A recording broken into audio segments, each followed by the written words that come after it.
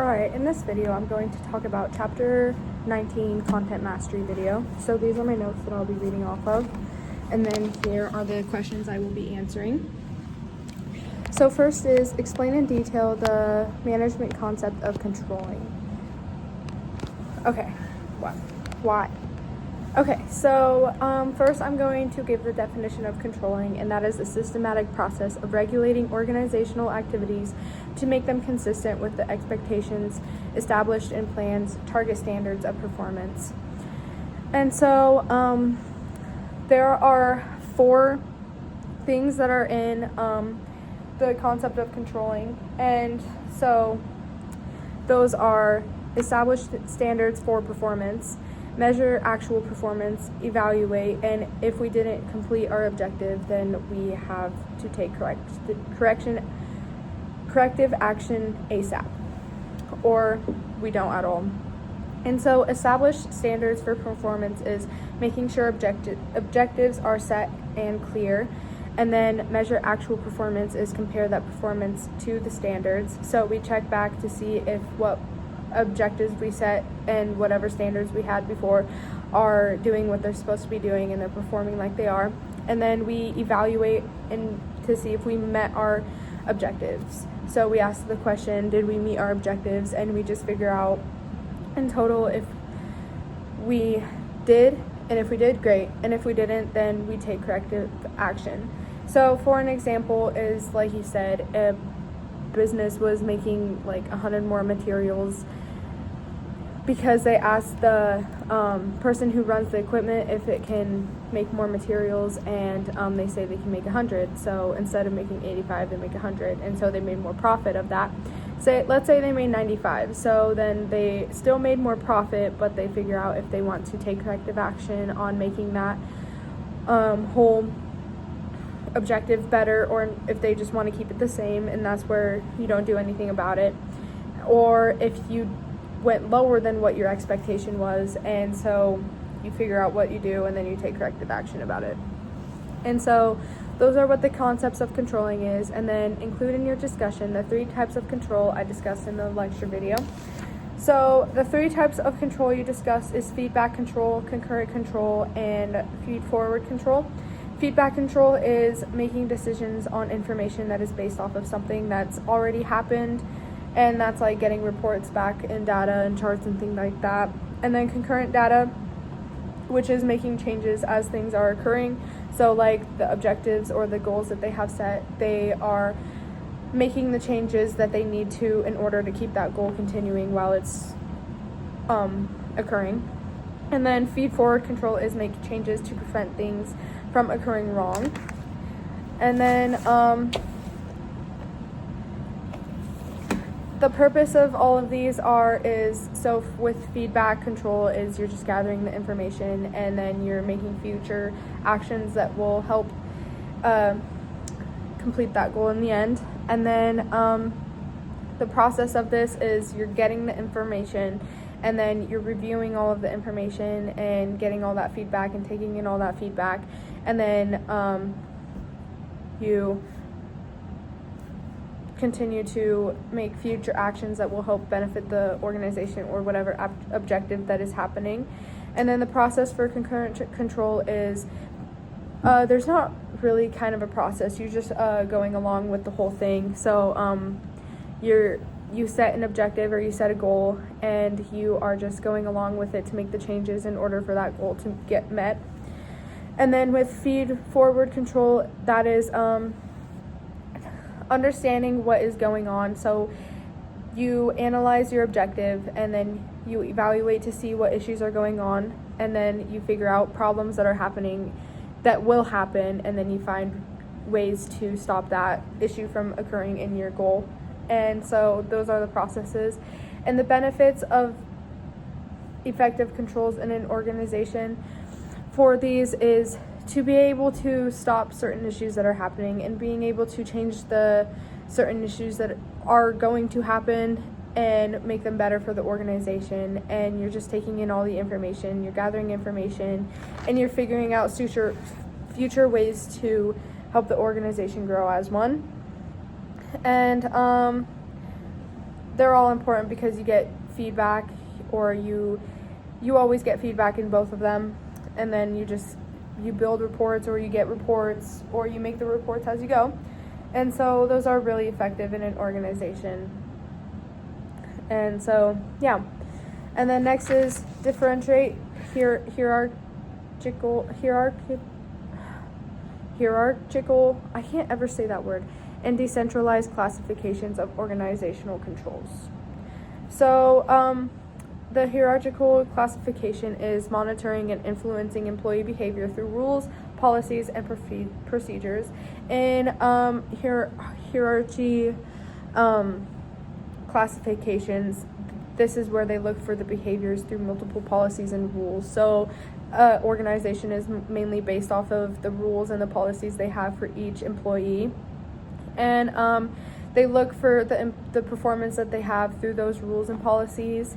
And it's very effective to have because employees understand what they have to do and what they're going to accomplish with what they do. And they get rewarded with the things that say on the paper or the rules or whatever those things are. And the disadvantages, well, I just talked about the effectiveness. So next I'm going to talk about decentralized classifications, and those are they don't really rely on policies or rules. They mainly rely on the culture and like what the organization's culture is and things like that.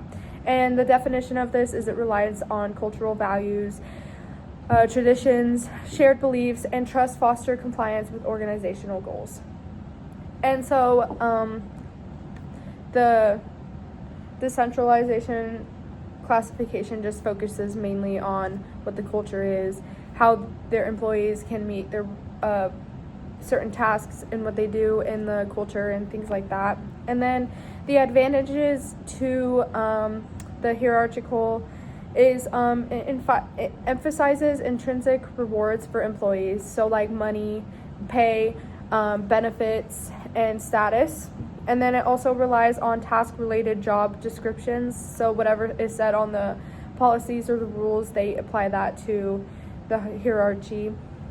And then they also use detailed rules to keep everyone on track and everybody in line. They use these rules just to make sure that everybody does what they're supposed to be doing and just things like that. And then the disadvantages is it can increase absenteeism and employee turnover. And it's because it's so repetitive, and employees don't really they like the intrinsic rewards, but they also need to be rewarded for what they do by the employee or by their supervisor and things like that. And then employees follow their instructor and do what they are told. So they're not so super independent on themselves. They don't really think for themselves, and they just focus on what their supervisors need or what their instructor needs to be done, and it doesn't really make them think for themselves. And then also employees lose interest in their job. Because they have to follow a rule and policy, they kind of feel like it's not really fun there because they have to be under a rule or something like that. And then decentralized advantages are there's limited rules because it's an open culture and they focus on the organization's culture. And the employee turnover is low during these times because the employees feel like they are engaged with what they're doing. They like it there. They see themselves working there, and it's overall very nice to have. And then it also relies on values, self-control, and socializing. And it focuses on the employees themselves, and it just shows that they are needed in the organization. And yeah. And then some of the disadvantages that decentralizing has is employees seek for responsibility. So they feel like they are not getting rewarded by showing that they can be responsible for what they're doing. So they look for more tasks to show the organization that they're responsible for things. So they seek to get that validation of it. And then or employees feel like employees are too responsible, because working in the decentralizing organization can make employees really independent on themselves and be able to do whatever they need to do, and it just kind of creates the whole organization to lose coordination with each other, and it kind of gets everybody off track, and it can in times be hard to keep under control. And then difficult in keeping groups aligned, obviously. So because of that is because you're not so focused on, you don't have a lot of rules, you don't have a lot of policies, so it can kind of get out of hand with all of the people. So that's that question. And then explain how TQM and its techniques, budgetary controls, and the organizational financial statements are used in the control process within the organization. So TQM is used in the control process with the organization with its techniques is, so quality control is where 6 to 12 employees meet together and discuss about certain issues and how to solve problems and things like that. So that is something. And then benchmarking is continuous process of measuring products, service, and practices against competition. And also it seeks for the best type of people from other organizations or in their organization as well. And then Six Sigma is quality control approach, taking nothing for granted, emphasizes higher quality, lower costs. And there's a certain process that they go through this, which is define, measure, analyze, improve, and control. And also quality partnering, which is work with others and identify opportunities for improvements in the work process. And these all are ways that help the control process within the organization, because it helps stop certain things that are happening. It helps improve quality and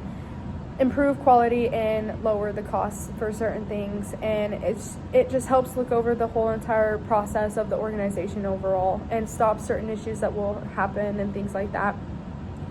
And also it helps prevent errors that will occur, and it just looks at the organization and it gets ahead of everything overall. And then one of the examples that I will talk about for TQM is they get certain charts that they use, like benchmarking. They use charts to determine their best competition, and then the Six Sigma uses a bunch of different charts to determine certain products that are needing to be reduced or whatnot, and it shows what can be improved in quality and what can be lowered in costs. And let's say a manager is looking at these charts to determine what can be stopped and to stop the errors, and they evaluate over everything. And that's an example that I give for TQM. And then budgetary controls is where it focuses on the expenses and the revenues that are brought into the organization. And an example that I could give for this is a manager is looking over a monthly budget report of how much money they spent in the organization, if they met the limit of costs that they have, if they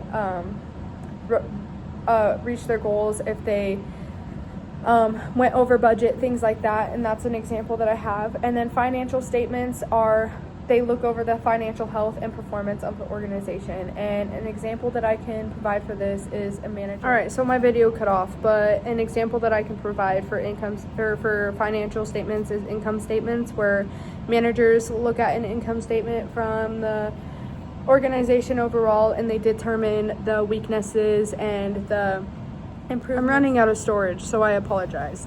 But it just gives a good overlook on everything. And so that's everything I have to talk about in this video. So